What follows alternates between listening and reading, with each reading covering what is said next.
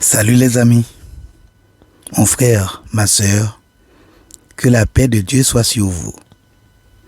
J'espère qu'en dépit de tout, ça va pour vous et votre famille.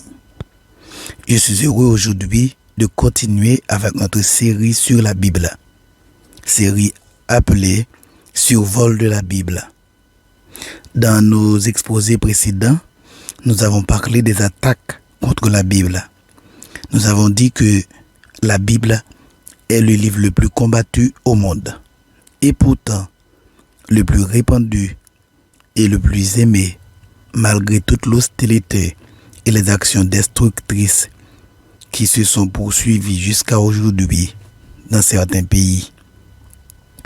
Nous avons dit que la Genèse est le livre des origines, car dans ce livre, nous trouvons l'origine du monde, l'origine de la race humaine, l'origine du péché dans le monde, l'origine de la promesse de la rédemption, l'origine de la vie familiale, l'origine des nations du monde, l'origine de la race juive, pour ne citer que cela. Nous avons dit que dans la Genèse, nous avons assisté à la ruine de l'homme. Dans l'Exode, nous avons été les témoins d'une rédemption, celle d'Israël. Dans le Lévitique, nous voyons le peuple d'Israël adorer Dieu.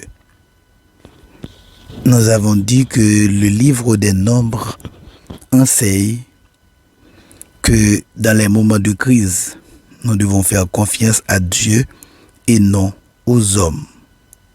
Que Dieu pourvoira à tous nos besoins, comme il l'a fait pour Israël. Aux Israélites, il a donné la nourriture, la viande, l'eau, des chefs, c'est-à-dire des leaders, la terre promise. Nous avons dit que le Lévitique, Nombre et Deutéronome nous disent que nous devons adorer Dieu selon ses instructions. Nous avons dit que le livre des juges peut être résumé en 6 phrases. 1. Israël devient infidèle au Seigneur en faisant ce qui est mal aux yeux du Seigneur. 2. Le Seigneur punit cette infidélité en suscitant contre Israël un oppresseur, généralement un des pays voisins. 3. Israël reconnaît son péché et appelle au secours. 4. Le Seigneur répond à cet appel en suscitant parmi Israël un juge, véritable chef de guerre qui va réussir avec l'aide de Dieu à libérer le peuple. 5. Le pays connaît alors une plus ou moins longue période de paix et le cycle recommence. Nous avons dit qu'on a appelé le livre des juges le récit de l'âge sombre du peuple d'Israël. Nous avons dit que lorsqu'un peuple passe la majeure partie de son temps à désobéir à Dieu, il fait très peu de progrès. Nous avons dit que le livre des Nombres raconte 40 ans de pérégrination du peuple d'Israël dans le désert. Et le livre des juges nous le montre s'éloignant constamment de Dieu. Nous avons dit que 1 et 2 Samuel nous rappellent qu'il est impossible de vaincre lorsque nous nous opposons à Dieu. Que Dieu agit souvent quand l'homme arrive au bout de ses forces. Que nous devons choisir entre ce que Dieu a de meilleur à nous offrir et notre propre voie. Nous avons dit que 2 Samuel nous rappelle que Dieu appelle généralement les gens qui sont occupés. Dieu a appelé Saül pendant qu'il cherchait ses ânes. Dieu a appelé David pendant qu'il gardait les troupeaux de son père. Dieu a appelé les disciples pendant qu'ils pêchaient des poissons, pendant qu'ils collectaient des taxes pour l'État. Dieu a appelé Luther pendant qu'il s'occupait des paroissiens de sa paroisse. Dieu a appelé Moody pendant qu'il vendait des chaussures. Dieu a appelé William Carey pendant qu'il confectionnait des chaussures. Nous avons enfin dit qu'à l'origine, dans le texte hébreu, 1 et 2 Rois ne formaient qu'un seul livre.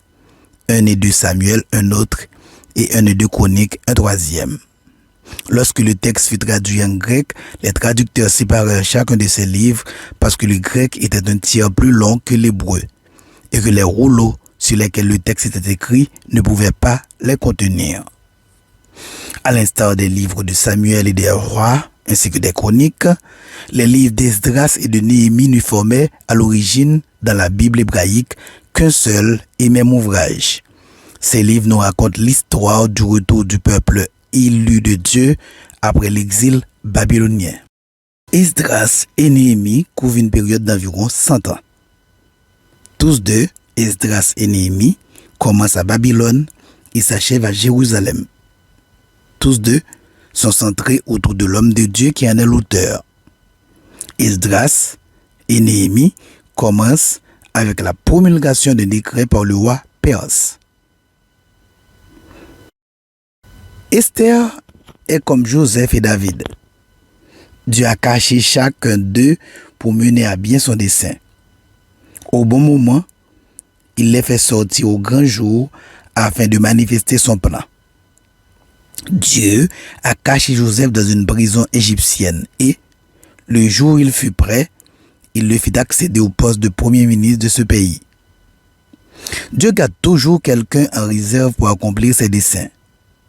Parfois, c'est un homme comme Joseph ou Moïse. Parfois, c'est une femme comme Anne, Esther ou Marie. Les événements décrits dans Esther sont centrés autour de 3 fêtes. La fête du roi Assuérus, la fête d'Esther, la fête des Purim. Esdras, Néhémie et Esther nous font savoir que Dieu est là pour nous délivrer des Sanballat, des Haman, de tous ceux et de toutes celles qui veulent nous détruire. Ces livres nous font savoir que la victoire appartient aux fils et aux filles de Dieu. Aujourd'hui, chers amis, nous allons survoler avec vous les livres de Job et des psaumes. Je vous demande de partager cet exposé avec vos amis et votre famille. Abonnez-vous à ma chaîne pour être au courant de mes prochains exposés. Cliquez sur le bouton « Abonnez-vous ». Si vous voulez que d'autres personnes soient au courant de cet exposé, cliquez sur « Aimer ». Je souhaite à vous tous et à vous toutes bonne audition.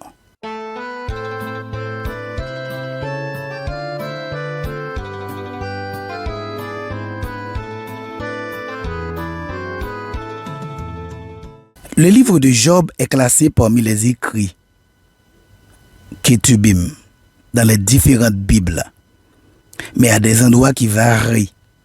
Dans le canon catholique, la version syriaque le met entre le Pentateuque et le livre de Josué, tandis que la Vulgate le place en tête des livres didactiques. Ces divergences s'expliquent en partie par les incertitudes concernant l'origine du livre et l'époque de son héros.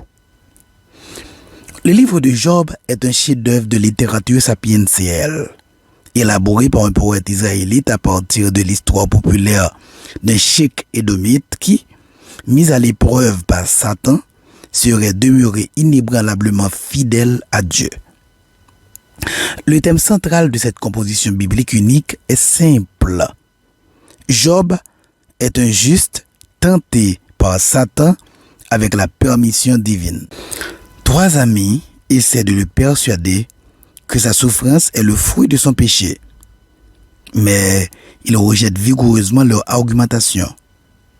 Un 4e interlocuteur veut trouver une solution dans la vertu éducatrice de la souffrance.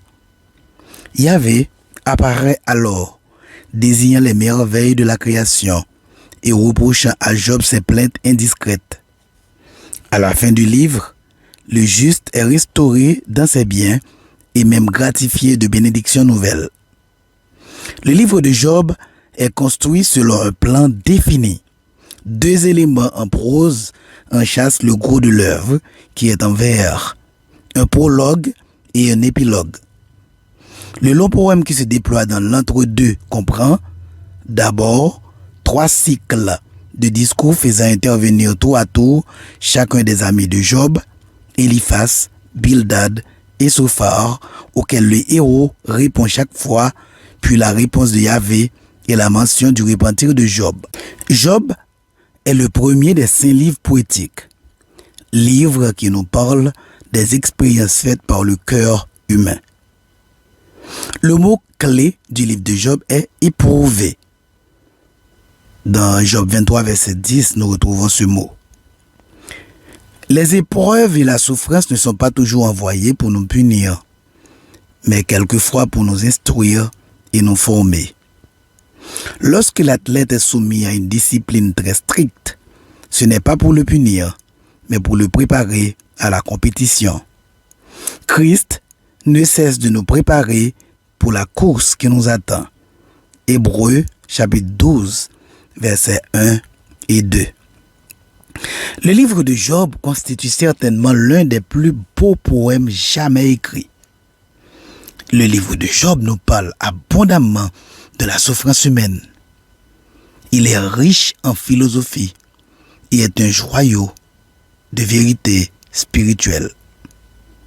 L'expérience de Job nous invite à méditer sur des questions délicates, sur les causes de la souffrance, la fragilité de l'existence humaine et les raisons de faire confiance à Dieu même lorsque la vie paraît injuste.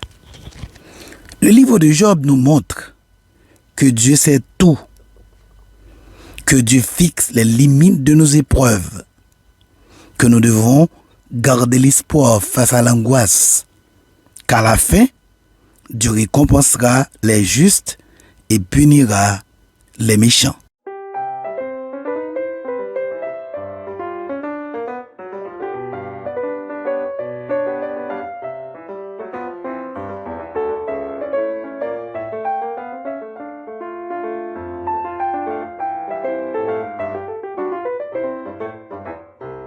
Chers amis, nous venons de survoler le livre de Job. Survolons maintenant le livre des psaumes.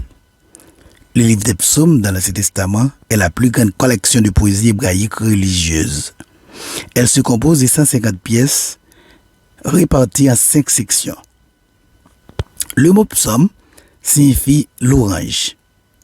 Ce livre est l'écrit le plus important de la poésie hébraïque.